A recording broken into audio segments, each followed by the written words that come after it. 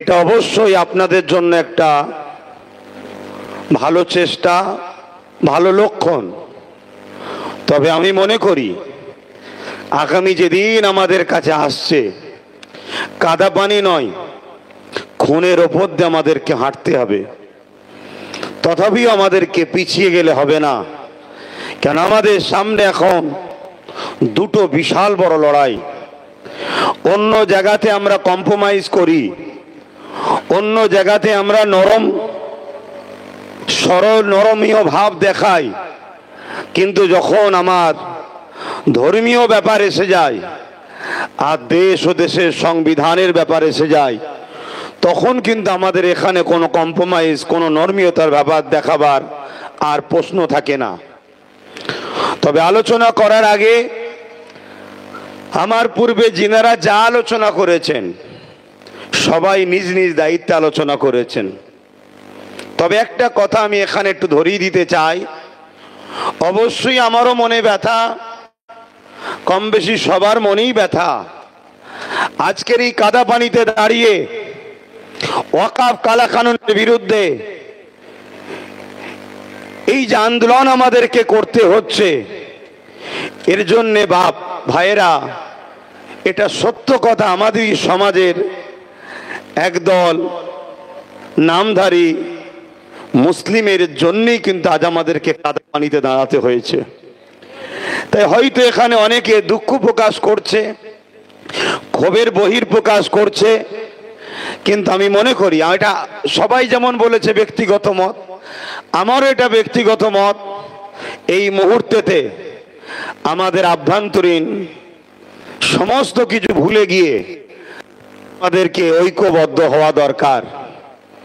তবে হ্যাঁ, এই ঐক্যবদ্ধতার নামে যদি একটু ওই দিকে যাই, টানছে না বলছে, একটু ভাই দেখি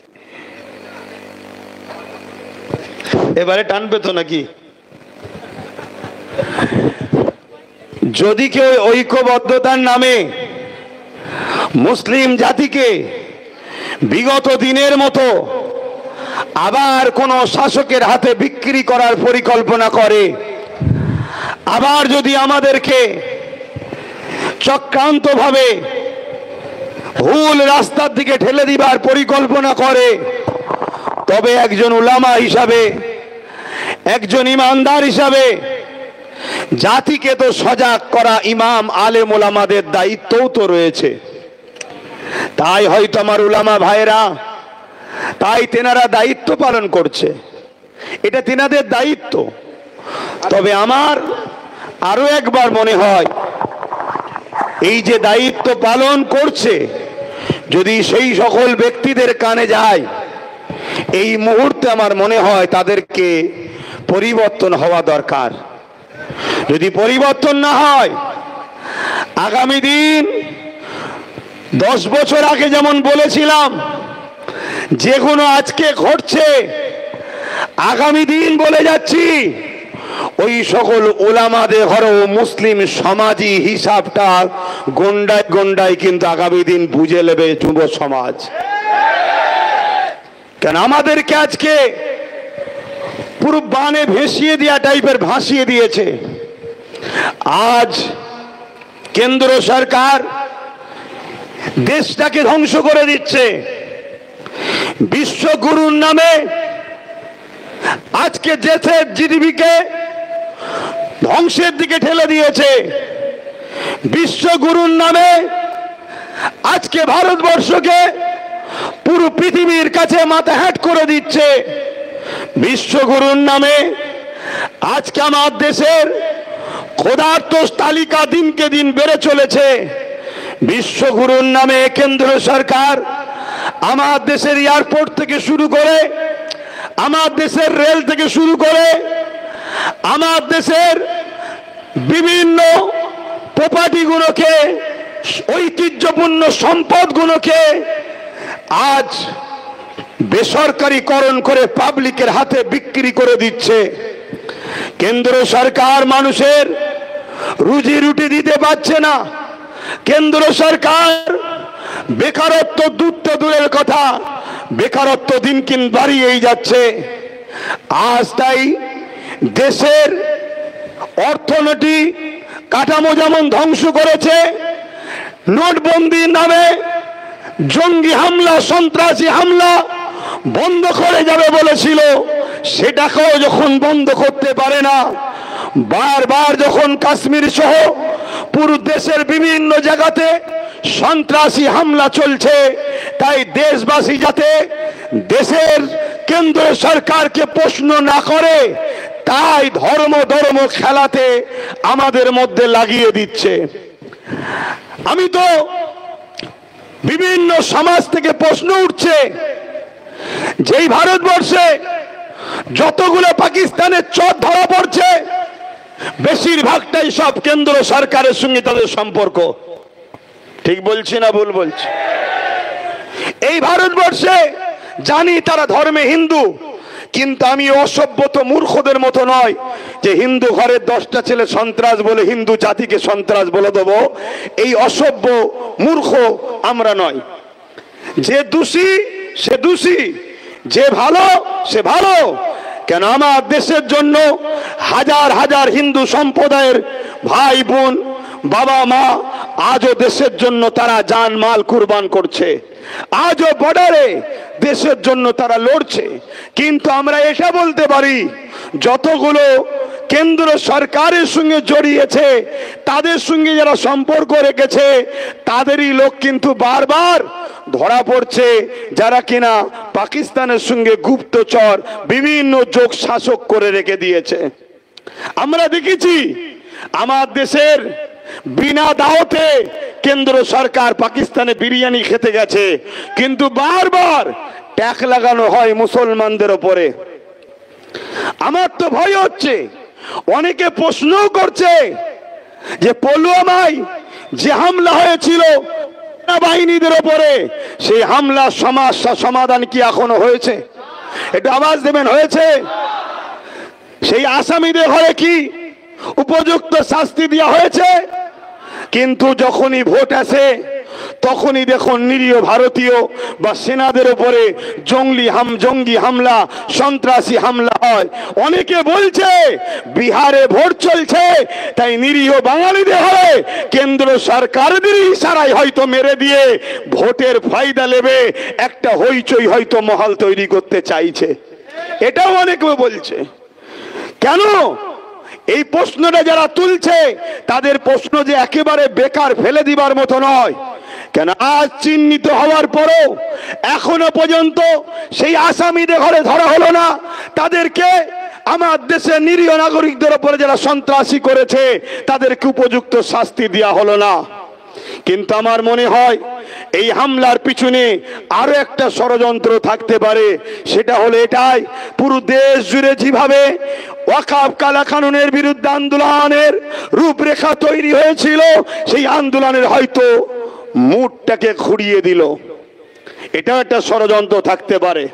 তবে আমি ধিক্কার জানাই সেই সকল আন্দোলনকারীদের ঘরে যারা আন্দোলন করতে করতে হঠাৎ করে বলে দিল পলগায়ে হামলার জন্য 3 দিন আন্দোলন বন্ধ থাকবে। আমি তাদেরকে ধিক্কার জানাই এবং সন্দেহ হয় তারাও হয়তো এই যোগ সাজিশ এর সঙ্গে কিছু আছে। আরে আমার দেশে জঙ্গি হামলা হয়েছে, এটা কেন্দ্র সরকারের ব্যর্থতা। যেমন বিগত সরকার মনমোহন সিং ছিল, তখন যখন সন্ত্রাসী হামলা হতো, আজকের যিনি প্রাইম মিনিস্টার তিনি বলতেন এটা মনমোহন সরকারকে জবাব দিতে হবে। তাহলে 3 দিন আন্দোলন বন্ধ না করে ওয়াকফ কালা কানুনের বিরুদ্ধে যেমন আন্দোলন হবে, সেই জনসমাজে, সেই জনসমুদ্রে ওখানে আওয়াজ তোলা দরকার ছিল। এই সন্ত্রাসী হামলা কেন হচ্ছে, কেন্দ্র সরকার জবাব দাও, এই আওয়াজ তোলা দরকার ছিল না? কিন্তু যারা এই 3 দিন আন্দোলনকে বন্ধ করে দিল, এরা সমাজকে দেখাচ্ছে আমরা শোক পালন করছি। এরা শোক পালনের বাহানায় আন্দোলনকে বন্ধ করে দিল, যাতে করে মুসলিম জাতির এই আন্দোলনের যে রূপরেখা দিয়েছে বিজেপি গভর্নমেন্ট, কেন্দ্র গভর্নমেন্ট, হয়তো ওয়াকফ কালা কানুনকে বাতিল করতে বাধ্য হয়। তো এই সুযোগটা লাগিয়ে দিয়ে তারা আন্দোলনকে রুখে দিল। যেমন দ্বিতীয় নম্বর, ওই আন্দোলনে কেন্দ্রের বিরুদ্ধে না প্রশ্ন চিহ্ন করতে হয়, তাই আন্দোলনও হবে না, প্রশ্নও করতে হবে না। কথা মাথায় ঢুকছে? এখন আসুন দ্বিতীয় যে আমাদের বিষয়, আজকে যে ওয়াকফ কালা কানুন তৈরি হয়েছে, দেখুন এ বিষয়ে বলবো কি, বলার তো আমার কিছু নাই, আর সবই তো আমি বলে দিয়েছি। বিগত দিন থেকে এই ওয়াকফের হয়ে কথা বলতে গিয়ে, মসজিদের হয়ে কথা বলতে গিয়ে, মাদ্রাসার হয়ে কথা বলতে গিয়ে, কবরস্থান খানকার কথা বলতে গিয়ে মুসলিম সমাজের এক শ্রেণী মানুষের কাছে নিজের বাপ মাকেও গাল খাওয়াতে হয়েছে। আমি বলেছিলাম, মনে রাখবেন, লোহা না হলে লোহা কাটা যায় না। ক্ষমতার জোরে সামান্য ভিক্ষা দিয়ে তারা আজকে আমাদের ঘরে গোলামির বশ্যতা স্বীকার করছে। এই ওয়াকফ কালা কানুন যে তৈরি হয়েছে, এর থেকেও বড় ভয়ঙ্কর কানুন আগামী দিন আমাদের জন্য অপেক্ষা করছে। শুধু পানিটা মাপছে, শুধু পানিটা মাপছে কতটা গভীর হয়। ওয়াকফে মুসলিম সমাজের সচেতন কতটা, এরা মসজিদ মাদ্রাসা কবরস্থান ঈদগার জন্য এরা কতটা তৎপর হয়, কতটা আন্দোলন করতে পারে, এটাকে মাপা হচ্ছে।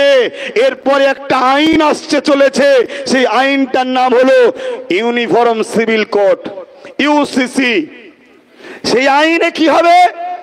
আজ মসজিদ চলে যাচ্ছে, আপনি ভাবছেন মসজিদ বানিয়ে নেব।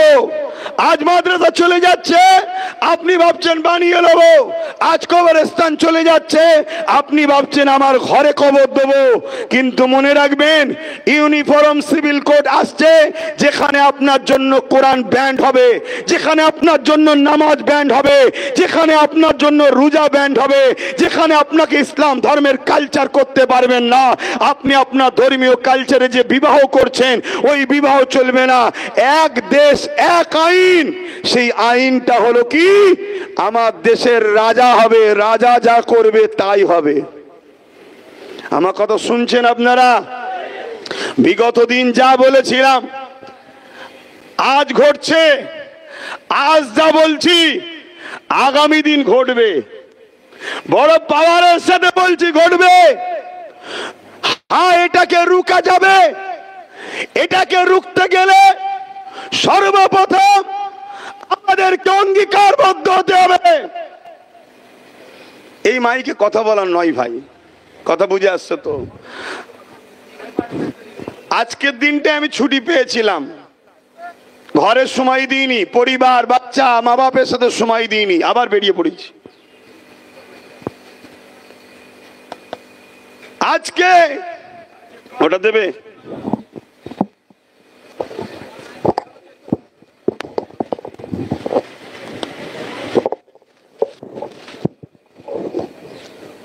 আমি জানি না, আমার এই ভাইকে আমি দোষারোপ করছি না, হতে পারে ইলেকট্রনিক্স জিনিস, আবার পানি হয়েছে, কিন্তু এটাও চলছে সমাজে।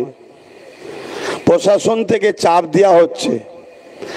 আমি এখানকার কথা বলছি না, অনেক জায়গায় চলছে। কারণ এখানের প্রশাসন, দত্তপুকুর থানা, আমার জানা মতে সর্বসময় কিন্তু আমাদের সঙ্গে মানববন্ধন, মানবতার এবং সংবিধানের ডায়েরির মধ্যে থেকেই কাজ করছে। আমরা বিগত দিন থেকে দেখে আসছি। এইটুকু আমি বলতে বাধ্য হব, কেন তারা করেছে, কথা বুঝে আসছে। কিন্তু অনেক জায়গায় চলছে এই ঘটনা। তো ভাই, এই ইউসিসি কেও বন্ধ করা যাবে, সবটাই সমস্যা সমাধান হবে। আমাদেরকে তার জন্য কয়েকটা কাজ করতে হবে। প্রথম নম্বর কাজ হলো, আমরা যেমন দৈনিক খাই, আমরা বুঝতে পেরেছি না খেলে বাঁচবো না। আমাদের প্রতিজ্ঞাবদ্ধ হতে হবে, জীবন দিয়ে হলো সংবিধান বিরোধী কালা কানুন ওয়াকফকে বাঁচাবো আমরা। এই আইনকে আমরা কোনোভাবে লাগু হতে দেব না। এই অঙ্গীকারবদ্ধ আপনারা হতে পারবেন? আমার আওয়াজ বুঝছেন আপনারা? এই অঙ্গীকারবদ্ধ হতে পারবেন?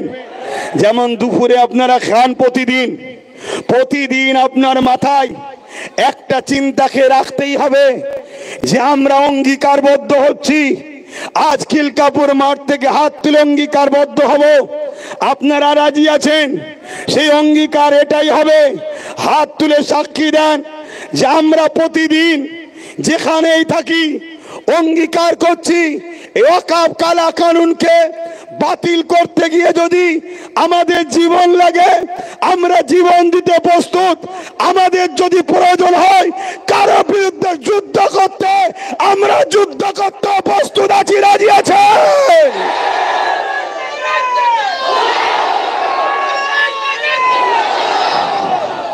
আর একটা কথা বলি, হাত না বান, কেন এতটা অঙ্গীকারবদ্ধ হতে হবে? একদিকে যেমন আমাদের ধর্মীয় অধিকার, আর ধর্মীয় অধিকারটা যে সংবিধান দিয়েছে সেই সংবিধানকে বাঁচাবার লড়াই। কেন্দ্র সরকার সংবিধান বিরোধী আইন তৈরি করেছে, কেন্দ্র সরকার সংবিধানের বিরুদ্ধে, কেন্দ্র সরকার সংবিধানের শপথ নিয়ে সংবিধানের সঙ্গে ধোঁকাবাজি করছে। তাই একদিকে যেমন সংবিধান বাঁচানো আমাদের দায়িত্ব, অপরদিকে তেমন আমাদের ধর্মীয় অধিকারকেও বাঁচাবার দায়িত্ব। এখানে আরো একটা কথা বলি, 132 জন হিন্দু এমপি, মন দিয়ে শোনেন, 132 জন হিন্দু শিখ আদিবাসী এমপি এই কালা কানুনের বিরুদ্ধে ভোট দিয়েছে। তাহলে এই ওয়াকফ কালা কানুনের লড়াই হিন্দুদের বিরুদ্ধে নাকি আদিবাসীদের বিরুদ্ধে, কোন জাত ধর্মের বিরুদ্ধে? এই আইন যারা করেছে সংবিধানের দুশ্মন তারা, তাদের বিরুদ্ধে দেশবাসীর লড়াই, ঠিক না বেঠিক? তাহলে এই আন্দোলনে শুধু মুসলমান থাকবে কেন?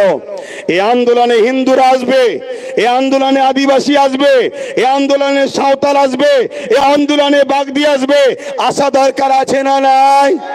তারা আসতে চাইছে, আগামী দিন নিয়ে আসবো। তবে আপনাদের ঘরে মুক্তাদায়ে হাল বুঝতে হয়, মুক্তাদায়ে হাল বুঝতে হয়। সেই হালটা কি? আজ যেমন ধর্মীয় সবাই রয়েছি, স্লোগান দিচ্ছেন নারে তাকবীর আল্লাহু আকবার, ঠিক আছে, কিন্তু যখন সর্বে ধর্মের মানুষ থাকবে সেখানে নারে তাকবীর আল্লাহু আকবার এটা কি আপনার ইসলাম কি বলছে নাকি? মুক্তাদে হাল ইসলাম বলেছে না বলেনি? তাহলে সেখানে আমাদের হবে কি, ভারতবর্ষ জিন্দাবাদ, সংবিধান জিন্দাবাদ। আর হাততালি যদি দিতে মন যায় আমরা হাততালিটা একটু অন্য স্টাইলে দেবো। আমরা ওই পুরুষও নয় স্ত্রীও নয় আর একটা যে লিঙ্গ আছে তাদের মতো হাততালি দেবো না, আমরা হাততালি দেবো এরকম, মনে থাকবে? সবাই দিন, সবাই দিন, সবাই দিন।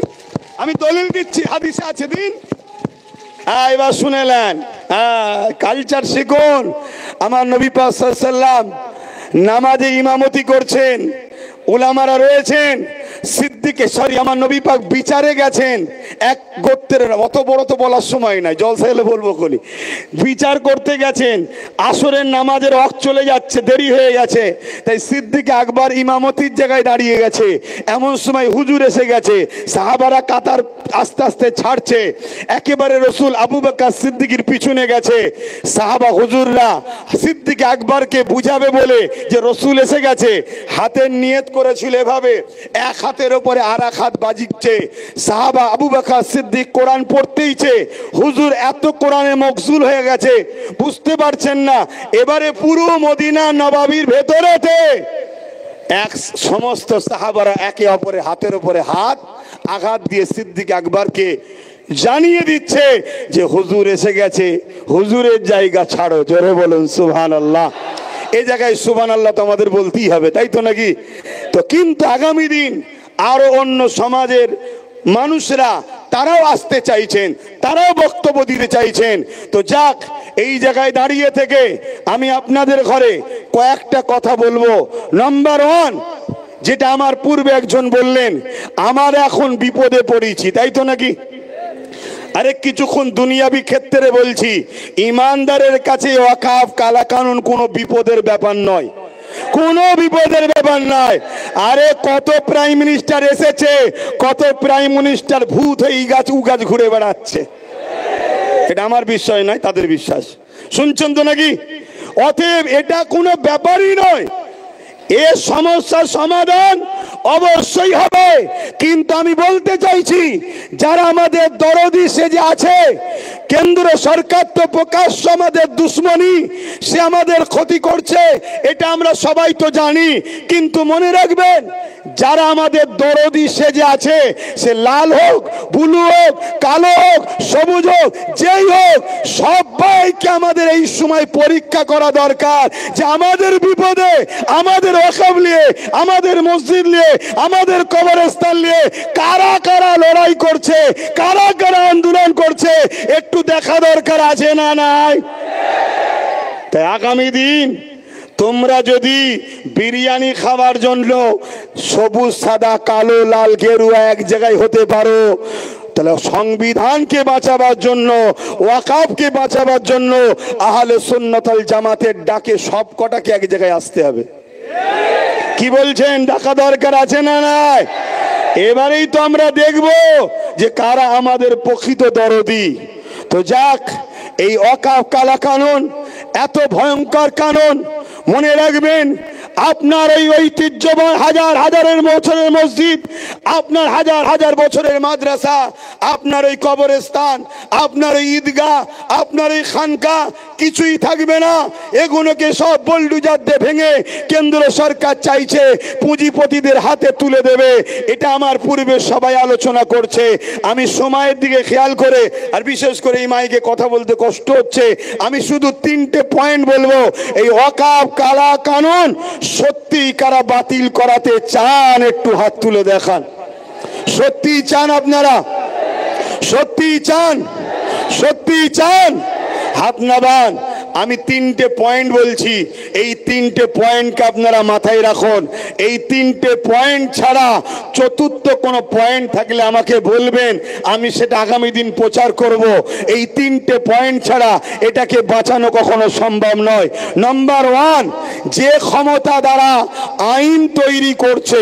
নাম্বার 1, কোনো জিনিস যখন আইন হয়ে যায়, কোনো জিনিস যখন আইন হয়ে যায়, ওটাকে আইনের অস্ত্র দিয়ে কাটতে হবে। তাই আমাদেরকে লোকসভা, রাজ্যসভায় যখন এটা আইন হয়ে গেছে, এটাকে কাটার উপায় একমাত্র রয়েছে এখন সুপ্রিম কোর্ট। সুপ্রিম কোর্টকে আমরা সম্মান করি, সুপ্রিম কোর্টকে আমরা ভালোবাসি, কিন্তু সুপ্রিম কোর্টে যিনারা বিচার করে তেনারা মানুষই তো নাকি? জোরে বলুন। কারণ এই সুপ্রিম কোর্ট থেকেই একটা বার আইন বেরিয়েছিল, রায় বেরিয়েছিল কি, আস্থার ওপরে বাবরি মসজিদে থাকার পরেও, বাবরি মসজিদ প্রমাণ হওয়ার পরেও বাবরি মসজিদকে কিন্তু আমরা ফিরে পাইনি। কেন? সুপ্রিম কোর্ট আস্থার ওপরে ফাইসাল্লা দিয়েছিল। তাহলে শুধু সুপ্রিম কোর্টের ওপরে ভরসা বিশ্বাস রাখবো ঠিকই, কিন্তু তারা বিচারক মানুষ। তাই পাশাপাশি ওখানে যেমন লড়াই হবে আইনের রাস্তায়, আমাদেরকে দ্বিতীয় অপশনটাও চলে আসতে হবে। সেটা হলো কি, গণ আন্দোলন বাড়াতে হবে। শুনছেন তো নাকি? কিন্তু আপনারা যদি মনে করেন বর্ষা হচ্ছে, পানি হচ্ছে, রোদ হচ্ছে, ঝড় হচ্ছে, কাজ রয়েছে, টোটো চালাতে হবে, দিন মজুরি করতে হবে, ভ্যান চালাতে হবে, মনে রাখবেন এই ভারতবর্ষে গত পরশুদিন এই ভারতবর্ষের সম্ভবত উত্তরপ্রদেশে 50 বছরের বসবাস করা জায়গা তিল তিল করে ঘর বাড়ি মসজিদ তৈরি করেছে, একতলা দুতলা করে গরিবরা তৈরি করেছে। 50 বছর ধরে সেখানে বসবাস করছে। তাদেরকে অবৈধ জায়গা দখল বলে এবং বাংলাদেশি ট্যাগ লাগিয়ে তাদেরকে ভেঙে সব তছনছ করে দিয়েছে। মনে রাখবেন, কাল আপনাদের সঙ্গে বিপদ আসতে চলেছে। তাই দেখে শিক্ষা নাও। প্যালেস্টাইনের একজন ইমাম সাহেব খুতবা দিতে উঠে 2 মিনিট খুতবা দিয়ে খুতবা বন্ধ করে দিয়েছিল। 2 মিনিট। কি বলেছিল? এ জাতির কাছে আমি কি খুতবা দেব, যে জাতির চোখের সামনে 40,000 বাচ্চা ছেলে খুন হলো, যে জাতির চোখের সামনে 70 থেকে 80,000 মানুষ ইনজোর হলো, এবং যে জাতির সামনে 20 লক্ষ মুসলমান ঘর বাড়ি শেষ হয়ে গেল, সে জাতি যদি এখনো ঘুমোয়, সে জাতির কাছে আমি কি বক্তব্য দেব? বলে নেবে বললেন। তাহলে কালকে আমাকেও বলতে হবে এ জাতির কাছে কি বক্তব্য দেব? যে জাতি এখনো ঘুম ভাঙে না, যে জাতি এখনো বুঝতে পারে না যে আমাদেরকে প্রথম আমাদের পরিচয় মসজিদ, মাদ্রাসা, কবরস্থান, আমাদের পেহচান গুলো মিটানো হচ্ছে, তারপরে আমাদেরকে নাগরিকত্ব কেড়ে নিয়ে আমাদেরকে ভোটার বানিয়ে গোলাম হিসাবে রাখবে, তাদের শুধুমাত্র কৃতদাস দাসী বানাবার জন্য। এ জাতি যদি এখনো না বোঝে তাহলে কি করা যেতে পারে? তাই দ্বিতীয় নম্বর, কর্মজীবন যেমন করতে হবে, ঠিক তেমনি এই দেশে নিজেদের ঐতিহ্য বেঁচে থাকার জন্য সংবিধানকে সামনে রেখে আন্দোলন আরো বাড়াতে হবে। ওই আন্দোলন কাদের পিছনে করবেন সেটা আপনাদের ঘরে একটু জাগতে হবে, ভাবতে হবে। সেটা আপনারা ভাবুন, কিন্তু আন্দোলন করতে হবে। কেন আন্দোলন এখানে যত বাড়াবেন এর প্রভাবটা দিল্লিতে পড়বে, তখন কোর্টের ফাইসাল্লাটাও একটু ভালো দিকে যাওয়ার সম্ভাবনা হবে। শুনছেন তো নাকি? হ্যাঁ, শেষ কথা বলে যাচ্ছি। 3 নম্বর, এই আন্দোলন নিয়ে আরো একটা কথা বলি। এখানে আমার ভাইয়েরা বারবার বলছিল 2% শিখের আন্দোলন, 3% শিখের আন্দোলন কামিয়াবি হয়েছে, তাহলে আমাদেরটা হবে না কেন? আমি একটা কথা ধরিয়ে দেবো সম্মানার্থে, আমরা শিখ নয় তাই আমাদেরটা হবে না। আমরা শিখ ধর্মের নয় তাই আমাদেরটা হবে না। যদি বলেন কেন? আমরা শিখ ভাইয়েরার যে আদর্শের উপরে চলছে, আমরা ওই আদর্শ থেকে অনেক দূরে সরে গেছি। আজকে তারাও নীতি থেকে বিসর্জন হয়নি, আর আমরা মুহাম্মদ সাল্লাল্লাহু আলাইহি ওয়াসাল্লাম অনুসারী দাবি করছি ঠিকই, কিন্তু আমরা নীতি থেকে বিক্রি হয়ে গেছি। তারা এজন্য সাকসেসফুল হতে পেরেছিল, তাদের পিছনে পাঞ্জাব সরকার সাথ দিয়েছিল, তাই তারা কামিয়াবি হতে পেরেছিল। কিন্তু আমরা, আমাদের সরকার উপরন্ত সাথ তো দেবে না, বলছে দিল্লি চলে যাও। এখনো তোমরা গ্রামে গ্রামে দেখো, তোমাদের গ্রামের অনেক মুসলমান রাজ্য সরকারের এখনো চাটুকারিতা করছে। তাহলে বলো আমরা কি করে কামিয়াবি হব? তবে হ্যাঁ, আমি মনে করি যদি আমরা 5% মজবুত হতে পারি, এই অঙ্গীকার নিয়ে জীবন দেবো, আইন হতে দেবো না, ইনশাল্লাহ প্রথম লাইনে আমি দাঁড়াবো, তারপরে তোমরা দাঁড়াবে। বুলেটের গুলি খেতে হয়, আগে খাবো আমি মসজিদ, মাদ্রাসা, কোরআন, সংবিধানের জন্য। তাহলে আমি বলে যাচ্ছি এই 5% এই আইনকে বাতিল করে ইনশাল্লাহ দেখাবো। কিন্তু তার জন্য বাপ সেই অঙ্গীকার নিতে হবে। ঝড় হলে ডাকলেও আসতে হবে, বাজ পড়লে ডাকলেও আসতে হবে, কাদা পানিতে ডাকলেও আসতে হবে, রোদে ডাকলেও আসতে হবে। ওই ঢালায় উঠে দাঁড়িয়ে থাকবে স্বপ্ন দেখলে হবে না। দেখুন না, ঢালায় উঠে দাঁড়িয়ে আছে, কাদা না পায়ে লেগে যায়। তাহলে কাদা যদি পায়ে না লাগাতে চান, তাহলে আগামী দিন গায়ে খুন লাগাতেও তো চাইবেন না। কথা বুঝছেন না? বোঝেন না? সে নিজের হোক আর দুশ্মনের হোক, লাগাতে তো চাইবেন না। তাহলে কি করে হবে? কথা কি খারাপ লাগছে? আমাকে অনেকে বলে যে আব্বাস সিদ্দিকী সব ঠিক আছে, কিন্তু কথা কোনো বড় গরম বলে ফেলে। আমি কিছু গরম বলছি না তো। কেন্দ্র সরকার জোর করে আমার মসজিদ নিয়ে নিচ্ছে, ওটা গরম নয়। কেন্দ্র সরকার দূর হাঁটো বলাটা গরম? কেন্দ্র সরকার জোর করে আমার বাপ মাদের, পূর্বপুরুষদের কবরস্থানের উপরে মদের আড্ডা, বার, সিনেমা হল, থিয়েটার খুলতে চাইছে, এটা অন্যায় নয়। আমি যদি বলি এই অন্যায়ের বিরুদ্ধে সংবিধানকে সামনে নিয়ে ওদের বিরুদ্ধে যুদ্ধ করতে হবে, তাহলে আমি অন্যায় বলে ফেললাম। বড় দুঃখ। তাহলে জাতির মধ্যেই সরষে ডাল দিয়ে ভূত ছাড়াচ্ছি, তাতেই যদি ভূত বসে থাকে তো ভূত যাবে কি করে? জাতির মধ্যেই যদি গাদ্দার থাকে তো কি করে কি হবে? তো যাক, শেষ কথা বলে যাচ্ছি, শেষ। এই ওয়াকফ কানুনকে বাতিল করতে গেলে আর একটা রাস্তা আছে, সেটা হলো কি, যদি আজকে জোর করে করেও ফেলে, শুনছেন, জোর করে যদি করেও ফেলে, এখন থেকে অঙ্গীকারবদ্ধ হন যে পাওয়ারে তারা আইন করেছে ওই রাজ পাওয়ার আমরা দখল করব। যারা সেকুলার মাইন্ডের যত দল আছে সেই দলকে আমরা সাথে নেব, তাদেরকে একটা কথাতেই আমরা সাথে নেব, সেটা হলো পার্টনারশিপ। তোমার দালালি করব না, তোমার ভাড়াটিয়া খেলবো না, পার্টনারশিপে তোমার সঙ্গে আমরা থাকতে রাজি। একটাই শর্ত, কোনোদিন যদি আমরা ক্ষমতার আসন দখল করতে পারি, যেভাবে গায়ের জোর দেখিয়ে সংবিধান বিরোধী করে আমাদের মসজিদ মাদ্রাসাকে নিয়েছে, আমরা আওয়াজ তুলব।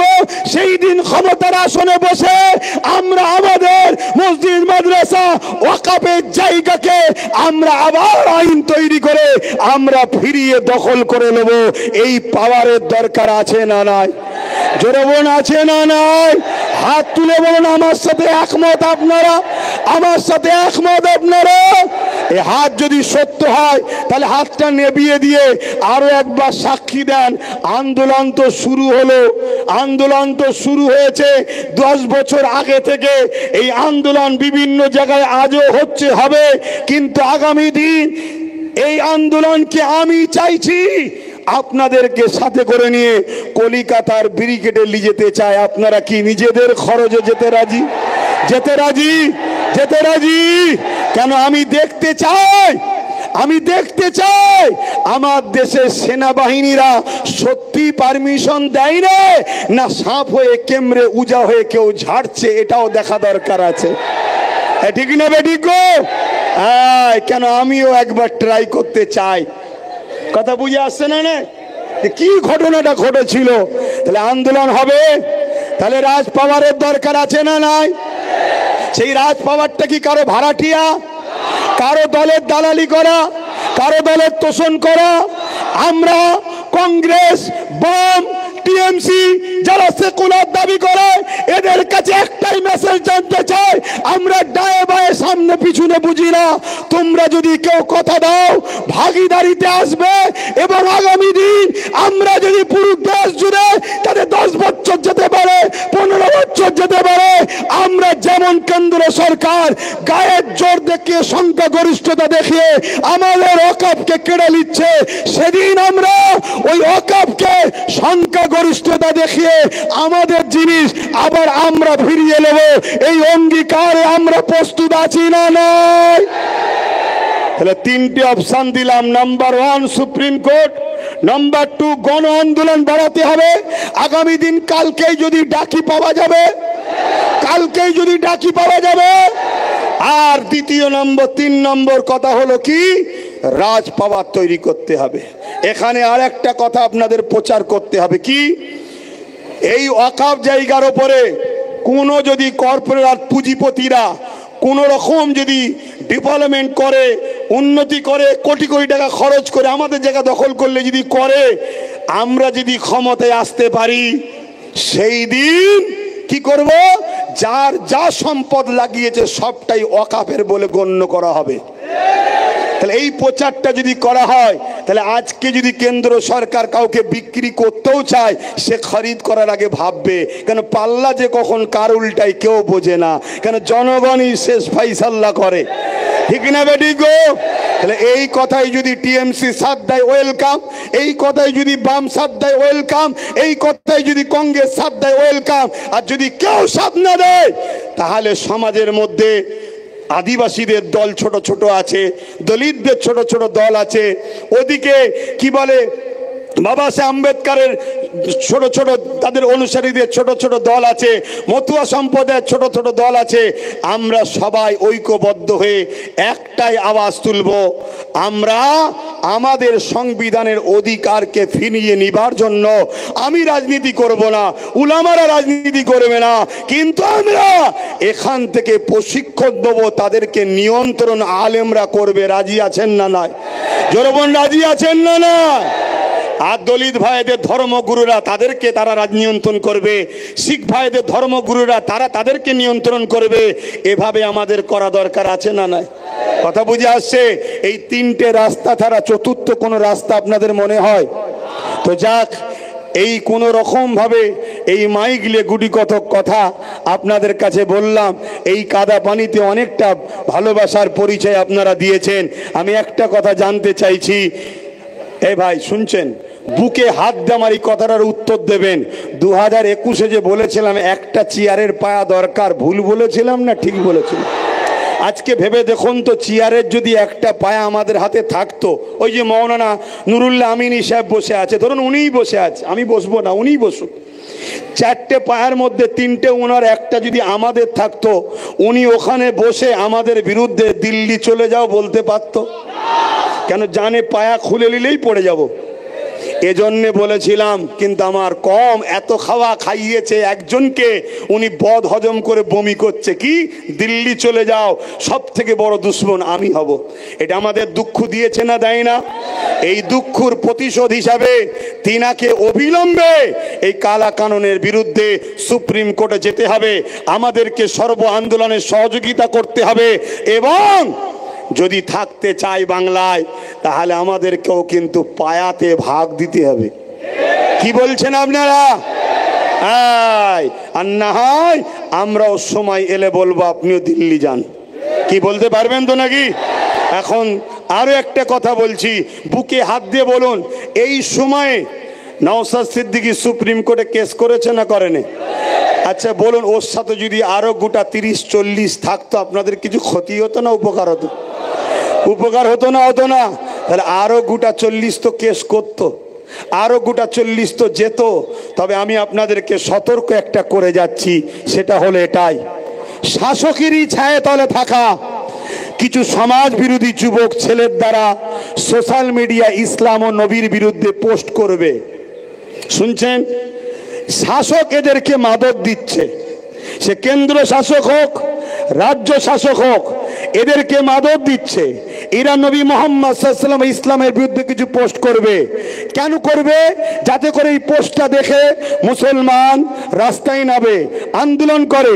রাস্তায় নামবেন, আন্দোলন করবেন, পুলিশ বাধ্য হয়ে তাকে তুলবে, হালকা ধারা দেবে, পরের দিন জামিন করে দেবে।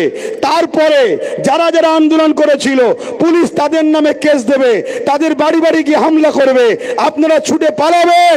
পুলিশের সাথে কিছু চটিওয়ালা পুলিশ থাকে, তারা আপনাদের পরিবার মা বোনদের সঙ্গে, বাকিটার বলছি না। কথা বুঝছেন না, বোঝেন না? আপনাদের নামে হাজার হাজার কেস হবে। কেন কেস করবে? আপনাদের অর্থনীতিটাকে ধ্বংস করবে বলে। রাজ্য সরকার যদি সত্যি অখাপ কালা কানুনের বিরুদ্ধে হতো, তাহলে 14 তারিখে যখন নওশাদ কলিকাতা শিয়ালদায় ডেকেছিল, ভাঙড় থেকে আসা 1000 নিরীহ ছেলের নামে কেন রাজ্য সরকারের পুলিশ কেস দিল? এটা রাজ্য সরকারকে কৈফিয়ত দিতে হবে না, হবে না? জোরে বলুন, দিতে হবে না, হবে না?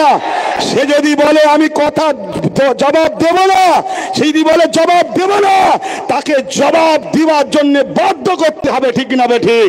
যে তোমায় জবাব দিতে হবে, দেবে না বলে?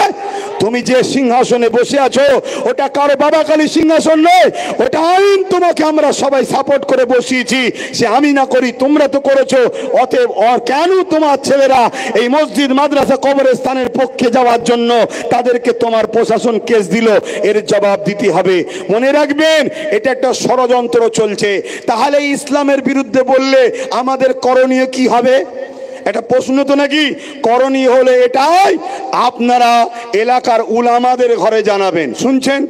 এলাকার আলেম উলামা ইমাম, তাদেরকে জানাবেন। আলেম উলামা ইমামরা রেগে গেলে হবে না, একটা ইমানি দায়িত্ব আছে, করতে হবে। জানাবেন। ইমাম আলেম উলামারা কি করবে? ওই এলাকার এমএলএ সাহেব, এমপি সাহেবের কাছে যাবে, 24 ঘন্টার মধ্যে ছেলেটা অ্যারেস্ট চাই, নাই আগামী দিন আপনার বিরুদ্ধে আমরা রাস্তায় নামবো। আলেমরা মসজিদে মসজিদে আপনার বিরুদ্ধে বলবো। এই দায়িত্ব উলামাদের হাতে ছাড়বেন। আপনারা রাস্তায় নামবেন না। আপনাদের ঘরে ফাঁসাতে চাইছে, আপনাদের ঘরে কেস দিতে চাইছে, আপনাদের ওই কেসে 5000 10,000 করে জামিন যাবে। আপনাদেরকে তাড়া করার নামে প্রশাসনের সাথে চটি পড়া প্রশাসন যাবে। প্রশাসন কখনো খারাপ হতে পারে না, চটি পড়া যাবে। যারা বুঝতেই পাচ্ছেন শাসকের চাটুকারি করে, তারা গিয়ে আপনাদের মা বোনের উপরে জুলুম অত্যাচার করবে। বাকিটার খুলে বলছি না। আজানের জন্য প্রোগ্রাম এখানেই আমি সংক্ষেপ করছি। কথা যতটুকু বলতে পারলাম আপনারা আশা রাখছি কথাকে মান্যতা দিয়ে চলবেন, তাই তো নাকি? মান্যতা দিয়ে চলবেন। আগামী দিন আবার ডাকলে পাশে পাবো, পাশে পাবো, পাশে পাবো। একটু স্লোগান দিতে দিতে যান। ভারতবর্ষ, ভারতবর্ষ, ভারতবর্ষের সংবিধান।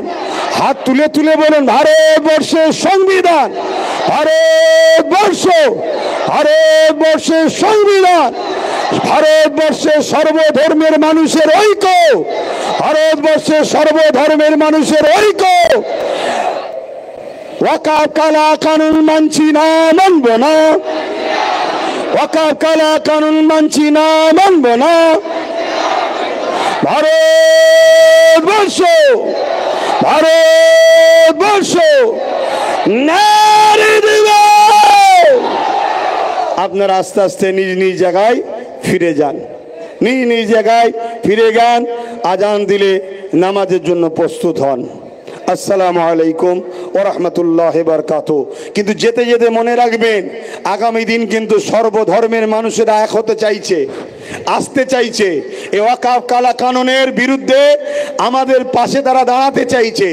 মনে থাকবে তো, যখন সর্বধর্মের মানুষ থাকবে সেখানে আন্দোলনটা সর্বধর্মের অনুযায়ী আমাদেরকে বিহেভ করতে হবে, এটাকে মাথায় রাখতে হবে।